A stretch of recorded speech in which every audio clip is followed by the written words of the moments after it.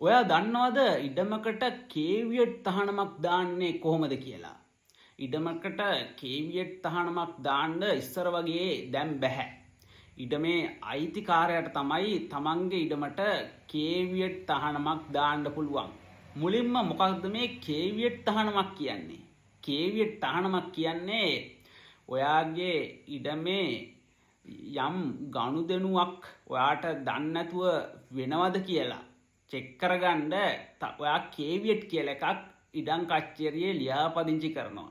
එතකොට ඔයා දන්නේ නැතුව කවුරු හරි කෙනෙක් ඔයාගේ ඉඩම බදු දෙන්න විකුණන්න හරි මොනවා හරි කරන්න ගියොත් එතනදී ඉඩම් කච්චරියෙන් ඔයාට දැනුම් දෙනවා මෙහෙම දෙයක් වෙන්න යනවා කියලා. එතකොට ඒ තුලින් ඔයාට යම් ඇක්ෂන් එකක් ගන්න කාලය තියෙනවා.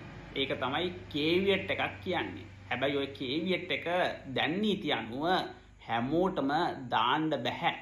එහෙම කවුරු හරි අයිතිකාරයා නොවන කෙනෙක් කේවියට් එකක් දානවා නම් ඒ පුද්ගලයා හොඳ සාධාරණ හේතු ඉඩම් රෙජිස්ට්‍රාර්වරයාට ලබා දෙන්න ඕනේ. ඇයි මම මේ කේවියට් එක දාන්නේ?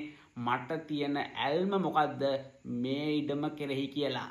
ඉතින් මේ වගේ තවත් වීඩියෝ ඔයගලන්ට බලා ගන්න පුළුවන් Law for Knowledge with Kasun Karunanayake කියන YouTube channel එක, Facebook page එක, TikTok account එකට ගිහිල්ලා ඔයගලන්ට සම්බන්ධ වෙන්න පුළුවන්.